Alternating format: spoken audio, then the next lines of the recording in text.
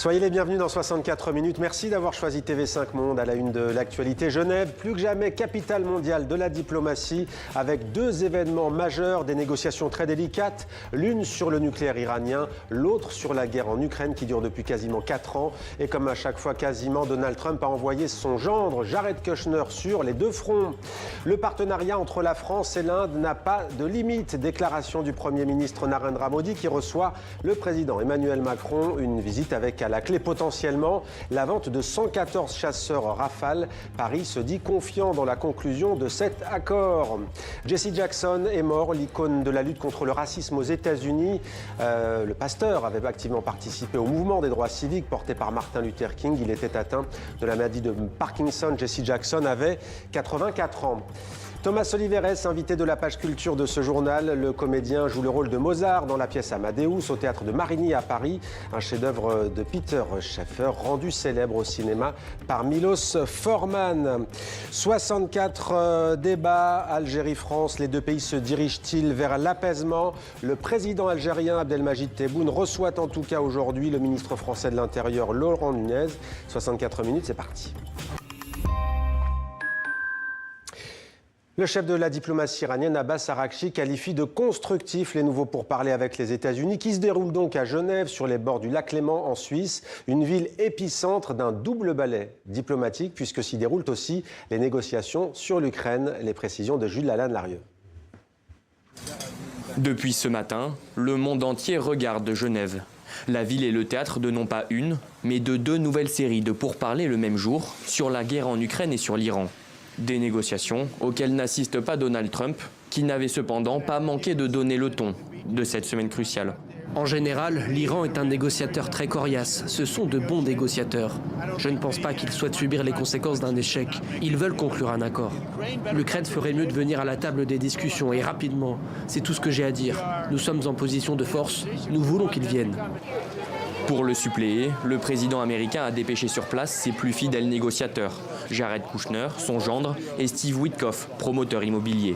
Un duo atypique qui a commencé sa journée face à une délégation iranienne cadrée par son guide suprême. Les négociations doivent-elles avoir lieu? Il n'y a pas de place pour les négociations. Si les négociations doivent avoir lieu, il est erroné et insensé d'en prédéterminer l'issue. Vous dites, discutons de cette question et parvenons à un accord. Mais pourquoi décideriez-vous à l'avance du résultat? Une déclaration qui tranche avec l'espoir d'Abbas Araghchi à la sortie de la réunion.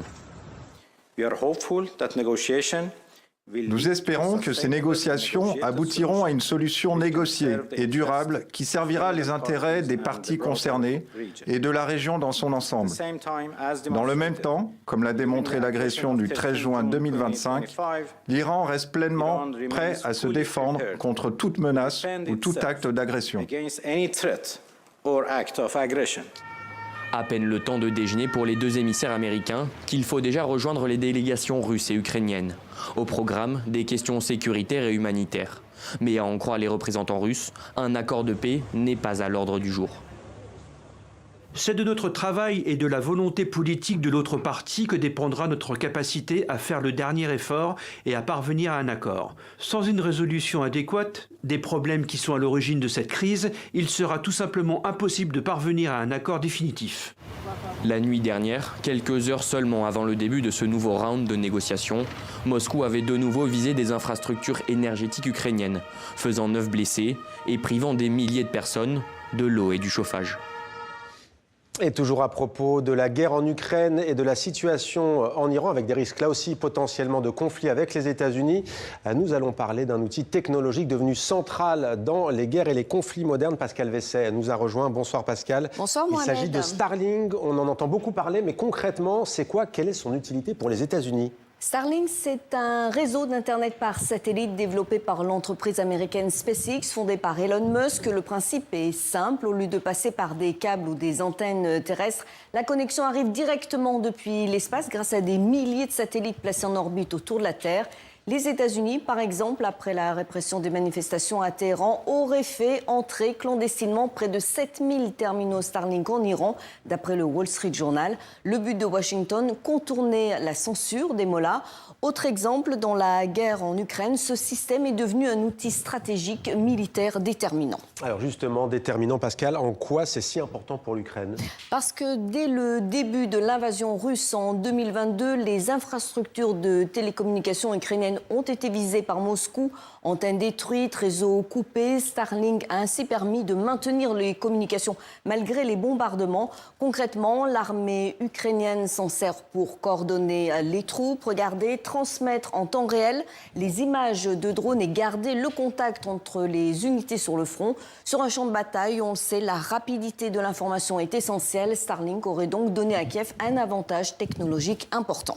Et qu'en est-il côté russe? Est-ce que Moscou utilise aussi Starlink, Pascal? Officiellement, non. SpaceX affirme ne pas vendre ses terminaux à la Russie et le service n'y est pas autorisé. Mais sur le terrain, la réalité est plus nuancée. Selon plusieurs enquêtes, des unités russes auraient utilisé illégalement cette technologie pour améliorer leur communication et le pilotage de drones. Moscou se serait aussi tourné vers d'autres fournisseurs nationaux. Mais début février, Starlink, la société d'Elon Musk, a commencé à bloquer les terminaux utilisés par les forces russes en Ukraine, avec pour conséquence probable la reconquête par l'armée ukrainienne de plus de 200 km² de territoires occupés, ce en l'espace seulement de quelques jours, du jamais vu depuis 2023. Merci beaucoup Pascal pour ce point complet donc sur Starlink, outil stratégique, on l'a bien compris grâce à vous.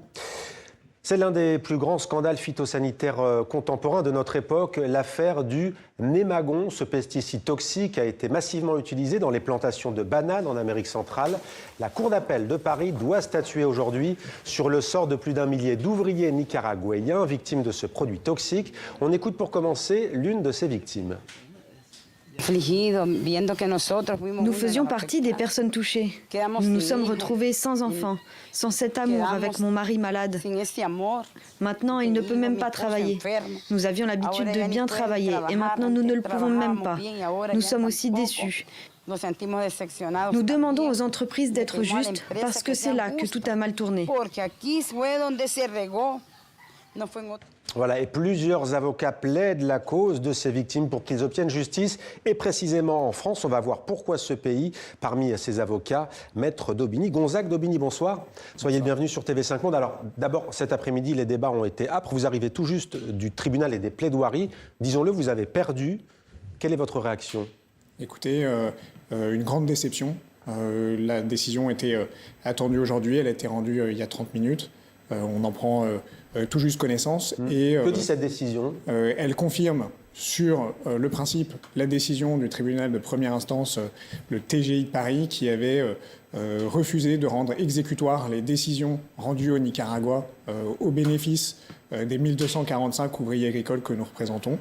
Et la Cour d'appel, à nouveau, refuse de rendre ces décisions exécutoires, ce qui finalement empêche les ouvriers agricoles de bénéficier des décisions qui ont été rendues à leur avantage. Alors justement, entre 2006 et 2013, c'est plusieurs années, les tribunaux du Nicaragua ont formellement reconnu la responsabilité d'Occidental Chemical, de Corporation, Shell Oil Company et de Dow Chemical Company pour empoisonnement et les ont solidairement condamnés à 805 millions de dollars de réparation. Alors pourquoi ce procès en France? En fait, quand vous avez une décision rendue comme celle-ci, celle que vous décrivez par des juridictions d'un État, il faut ensuite pouvoir les faire exécuter. Et les 1245 ouvriers agricoles ne pouvaient pas le faire au Nicaragua parce que ces 3 transnationales que vous avez nommées n'ont pas d'actifs dans ce pays. Il faut donc trouver un État qui permette l'exécution de cette décision sur son territoire et les Nicaraguayens se sont tournés vers la France. Pourquoi la France? Parce que c'est une tête de pont ensuite pour exécuter dans toute l'Europe. C'est un pays qui a un droit civil similaire au droit nicaraguayen. On parle de pays de droit continental. Hein. Exactement. Et puis c'est aussi une certaine image de la France, du pays des droits de l'homme, qui nous pousse à continuer encore aujourd'hui à chercher l'exécution via la France. Et justement, vous allez nous dire dans quelques instants, vous n'abandonnez pas, il va y avoir des suites judiciaires, vous poursuivez votre lutte. Mais d'abord, dites-nous quelles ont été les conséquences du Némagon pour les victimes, notamment dans ce pays d'Amérique centrale, le Nicaragua. Ce qu'il faut bien comprendre, c'est que on parle d'un pesticide qui était autorisé et commercialisé dans les années 50. Au cours des années 70, aux États-Unis, on se rend compte qu'il est mortel, qu'il engendre des pathologies, cancers, infertilité, et il est interdit aux États-Unis. Des multinationales décident de le commercialiser quand même dans d'autres pays du monde, notamment en Amérique latine et au Nicaragua. Et c'est de cette façon que des ouvriers agricoles, des bananeros, dans les plantations de bananes, ont été contaminés par ce pesticide. Il a fallu des décennies de combats judiciaires pour arriver à ces décisions nicaraguayennes. Et le chemin n'est pas fini, puisque maintenant c'est celui de l'exécution que nous nous efforçons d'obtenir en France. Mais vous allez vous pourvoir en cassation, vous allez faire quoi? Très probablement, la décision de la Cour d'appel de Paris est rendue sur un autre motif que le jugement du tribunal de première instance. Finalement, sur ce point-là, la Cour d'appel nous donne raison. C'est un petit peu technique, c'était sur la compétence des juridictions nicaraguayennes. Mais la Cour d'appel considère que la deuxième condition d'ordre public, conformité à l'ordre public de fond, n'est pas remplie. Donc elle nous donne raison sur toute une partie des arguments, ce qui nous pousse à persévérer. Et à continuer. Merci beaucoup, Maître Daubigny-Gonzague. Daubigny, merci d'avoir témoigné ce soir en direct sur TV5 Monde. Regardez à présent cette image qui paraissait totalement impensable il y a encore quelques semaines. Le président algérien en personne, Abdelmajid Tebboune, qui reçoit le ministre français de l'Intérieur, Laurent Nunez. L'objectif, évidemment, c'est de renouer le dialogue après des mois de tension entre les deux pays. On retrouve sans plus attendre en direct d'Alger notre correspondant Khaled Drareni qui suit cette visite pour TV5 Monde. Bonsoir Khaled, une visite qui vise clairement, on peut le dire, à apaiser les relations entre l'Algérie et la France. Tout à fait, Mohamed. C'est une visite d'abord très importante. C'est la première visite de haut niveau entre les deux pays depuis celle de Jean-Noël Barrot en avril dernier. Et c'est une visite de haut niveau avec le ministre de l'Intérieur et tous les patrons des services de sécurité français, police, sûreté intérieure et gendarmerie. Après des entretiens avec son homologue algérien hier, le ministre de l'Intérieur, Laurent Nunez, a été reçu cet après-midi par le président Abdelmajid Tebboune au palais présidentiel d'El Mouradia. Il a donné une déclaration juste après cette rencontre dans laquelle il a officiellement annoncé la reprise de la coopération sécuritaire antiterroriste entre l'Algérie et la France. Il a aussi précisé que c'est le président de la République algérienne qui a ordonné la reprise de cette coopération qui, faut-il le rappeler, est à l'arrêt depuis au moins l'été 2024. Ça, c'est l'enseignement majeur, Khaled, de cette visite, la coopération sécuritaire. Quels sont les autres grands dossiers, les grands sujets au cœur de cette visite ? Évidemment, Mohamed, le ministre français de l'Intérieur, n'a pas donné tous les détails lors de son point de presse laconique, mais beaucoup de sources diplomatiques évoquent la coopération sur l'immigration clandestine, la coopération sécuritaire, évidemment. Il a été question de cette coopération hier et aujourd'hui, et beaucoup de sources parlent aussi de l'évocation peut-être de l'affaire du journaliste français Christophe Glaise. Je vous rappelle qu'il est en détention depuis le mois de juin dernier à la prison de Tizi Ouzou. Il a été transféré à la prison de Koléa pendant le séjour de Ségolène Royal en Algérie. Christophe Glaise qui a introduit un pourvoi en cassation auprès de la Cour suprême. Sa famille, ses amis attendent que ce pourvoi en cassation soit examiné par la Cour suprême algérienne.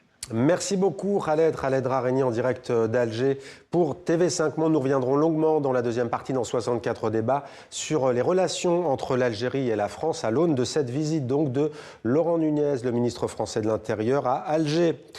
Les députés français ont observé une minute de silence à la mémoire de Quentin Derenque, militant nationaliste qui a succombé à des coups portés par au moins 6 militants d'extrême gauche masqués et cagoulés, dont 5 ont été identifiés. C'est en tout cas ce qu'annonce le procureur de Lyon, qui a requalifié l'enquête en homicide volontaire.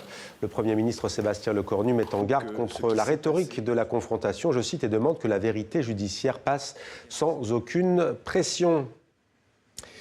Une décision qui était très attendue. On connaît le nom du futur, ou en l'occurrence de la future présidente de l'Institut du monde arabe. Il s'agit d'Anne-Claire Legendre, nouvelle présidente de l'IMA à Paris. Mon rôle est de ramener de la sérénité, a déclaré la diplomate française.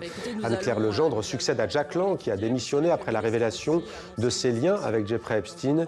Il est au cœur d'une enquête pour des soupçons de blanchiment de fraude fiscale. La lune de miel se poursuit entre Paris et New Delhi. Le partenariat entre la France et l'Inde n'a pas de limite. Déclaration du Premier ministre Narendra Modi qui reçoit le président Emmanuel Macron. Une visite avec à la clé la vente de 114 chasseurs Rafale. L'entourage du président français se dit très confiant et parle d'avancer dans les négociations sur cette affaire. Le récit de Catherine Rougerie de notre partenaire France 2. Cela s'annonce comme le contrat du siècle. L'Inde devrait acheter à la France 114 Rafales pour un montant de 33 milliards d'euros. Une commande historique au cœur de la visite entre Emmanuel Macron et Narendra Modi.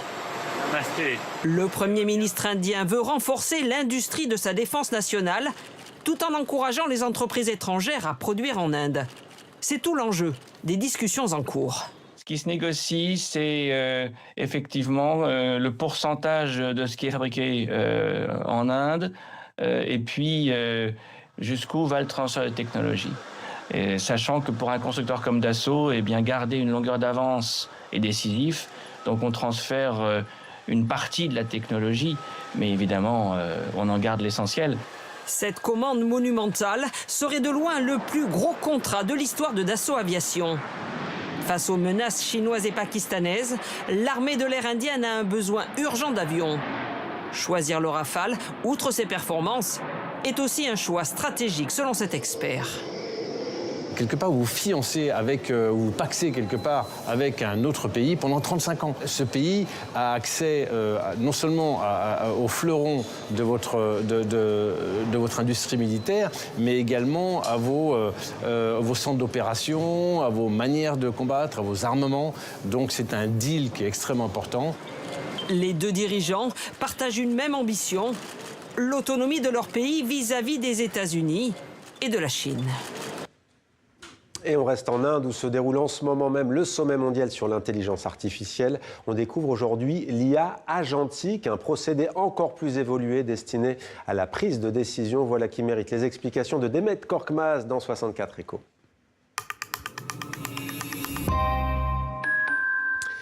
Bonsoir Demet. Bonsoir. Après la vague générative, donc, on va comprendre ce qu'est l'IA agentique. Dites-nous tout. Alors, on va y aller par étapes. Vous connaissez tous l'IA générative. Ce sont ces fameux agents conversationnels tels que ChatGPT, Gemini pour Google, Claude d'Anthropic et le chat développé par Mistral AI. Tous ont la capacité de transformer des données en connaissances. Le principe est simple. L'IA générative répond à une question. Elle attend la prochaine étape et surtout, elle n'agit pas seule. Maintenant, on monte d'un cran avec l'IA agentique cette fois, qui en plus d'analyser la donnée, va pouvoir prendre des décisions de manière autonome en fonction de l'objectif qui lui aura été fixé. L'IA agentique est capable donc de planifier toute seule ces étapes, plus besoin de prompt. Il est également capable de se baser évidemment sur toute cette masse de données qui est à sa disposition. L'agentique est capable d'ajuster ses décisions et même de les corriger jusqu'à atteindre l'objectif qui lui a été fixé. C'est une IA qui imite la prise de décision d'un être humain, mais sans intervention humaine. C'est une discipline encore très jeune qui va encore beaucoup devoir évoluer, notamment sur la partie fiabilité. Et justement, concrètement, quels sont les champs d'application ? Alors, tous les métiers qui nécessitent évidemment une prise de décision. Par exemple, la banque, l'IA agentique va pouvoir suggérer des transactions, les réaliser en temps réel, en fonction évidemment de la fluctuation des marchés, mais aussi détecter des fraudes, surveiller un portefeuille d'actifs. C'est absolument vertigineux. Est-ce que c'est un exemple peut-être de l'agentique appliqué au grand public, c'est-à-dire à nous autres, Demet, il y en a ? Oui, absolument. Le commerce en ligne, typiquement, c'est déjà une réalité aux États-Unis depuis le mois de novembre dernier. Avec le paiement intégré, l'IA peut réaliser une transaction à votre place après avoir trouvé, par exemple, le vélo de vos rêves en ayant au préalable, bien sûr, fait la synthèse de toutes les données, c'est-à-dire des réseaux sociaux, des vidéos, des sites marchands, de la disponibilité des stocks, etc., etc. Bref, ce n'est plus vous qui décidez, c'est l'IA qui fait vos courses à votre place. Ce service devrait aussi arriver en Europe courant 2026, de quoi accélérer cet usage. D'après une récente étude, 18% des consommateurs européens commencent directement leur recherche sur IA plutôt que sur les moteurs de recherche traditionnels. 18%, c'est quasiment un cinquième déjà d'émettre. Alors c'est un risque ou une opportunité pour les distributeurs? Alors celui qui a le plus à perdre, eh bien, c'est Amazon. Le numéro 1 du commerce en ligne risque de prendre un sacré coup de vieux en perdant au passage du trafic. Il perdrait aussi d'importants revenus publicitaires qu'il monétise grâce à son audience. Amazon a d'ailleurs bloqué l'accès de son catalogue aux IA. Son objectif, c'est évidemment de développer sa propre intelligence artificielle grâce à un investissement de 200 milliards de dollars. Pour les distributeurs, eh bien, ils devront mettre aussi à disposition leur catalogue en contrepartie d'une commission. ChatGPT, par exemple, réclame 4% du prix de la vente. Et aux États-Unis, ces ventes générées par l'IA représente déjà 1,5% du e-commerce. Merci beaucoup Németh, on en sait grâce à vous beaucoup plus donc sur l'IA agentique dont on va sans doute encore beaucoup entendre parler. Donald Trump salue la mémoire de Jesse Jackson, une force de la nature selon le président américain. L'icône de la lutte contre le racisme aux États-Unis avait activement participé au mouvement des droits civiques porté par Martin Luther King. Le récit d'Antoine Delpierre. C'est l'une de ses dernières apparitions publiques. En août 2024, diminué par la maladie de Parkinson, il avait néanmoins tenu à soutenir la démocrate Kamala Harris, la première candidate afro-américaine à la présidence des États-Unis. 40 ans plus tôt, c'est lui, Jesse Jackson, qui montrait la voie lors des élections primaires en devenant le premier Afro-Américain à y réaliser une percée d'ampleur, se hissant même en deuxième position en 1988, notamment grâce à ce ton rassembleur qui élargira alors le discours et l'électorat démocrate.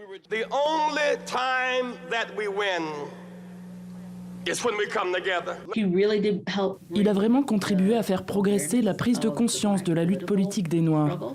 On ne peut pas sous-estimer son impact, ne serait-ce que par sa candidature. Il n'a pas remporté l'élection, mais le fait qu'il ait démontré la nécessité de cette lutte est indéniable. Il a véritablement préparé le terrain pour que Barack Obama devienne un candidat crédible. Pleure-t-il ce jour-là de bonheur ou de déception de n'être à sa place ? Après Martin Luther King et avant le 44e président, c'était lui, la figure de la lutte contre le racisme et pour les droits des Afro-Américains. Né en 1941 à Greenville, dans une Caroline du Sud, où règne la ségrégation, il rentre à l'université au moment où le mouvement pour les droits civiques prend son envol aux États-Unis. En 1965, il sera de ceux qui marcheront entre Selma et Montgomery pour défendre l'accès au vote des Afro-Américains. C'est à cette époque qu'il devient proche du prix Nobel de la paix, avant son assassinat en 1968. L'héritage est lourd à porter, et entre-temps devenu pasteur, il trace son propre chemin, se distinguant d'un militantisme plus radical et prônant la réconciliation entre blancs et noirs issus des classes populaires. Une position à l'aile gauche des démocrates qu'il double d'une pensée altermondialiste et tournée vers l'international à partir des années 80, en combattant par exemple fermement l'apartheid en vigueur en Afrique du Sud. Malgré des polémiques, comme en 1984 lorsqu'il utilise un terme antisémite pour parler de New York, ou lorsqu'il soutient le chanteur Michael Jackson pendant son procès pour abus sexuels sur mineurs en 2005, sa carrière de médiateur international et d'émissaire du président Clinton pour l'Afrique le conduira plusieurs fois sur le continent, du Kenya au Nigeria, en passant par la Guinée, ou encore comme ici en Côte d'Ivoire en 2009, prônant, ailleurs comme dans son pays, le dialogue et la réconciliation. Et autre disparition aux États-Unis, celle d'un grand nom du cinéma, le documentariste américain Frederick Wiseman qui nous a quittés. Il laisse derrière lui une fresque sociale immense et sans égale de la société américaine. Lui qui a filmé aussi bien l'hôpital que le grand magasin ou encore le musée. Citons notamment dans son œuvre Boxing Gym, Welfare ou encore National Gallery. Frederick Wiseman avait 96 ans. Un mot des JO de Milan-Cortina avec le sacre des biathlètes français, les tricolores champions olympiques en relais. Voilà qui offre à la France un nouveau record de médailles pour des Jeux d'hiver, 16 au total. Et une 6e place à l'heure qu'il est au classement général devant la Suisse 8e et le Canada 11e. Voilà pour le trio francophone à ces JO de Milan-Cortina. Vous regardez 64 minutes, on se retrouve après une courte pause pour 64 débats. Algérie-France, les deux pays se dirigent-ils vers l'apaisement? Le président algérien Abdelmadjid Tebboune a en tout cas reçu aujourd'hui en personne le ministre français de l'Intérieur, Laurent Nunez. Nos invités s'apprêtent à nous rejoindre. On va voir pourquoi cette relation est si compliquée entre la France et l'Algérie. Nous évoquons notamment le dossier de la coopération sécuritaire, mais pas seulement. Restez avec nous sur TV5 Monde.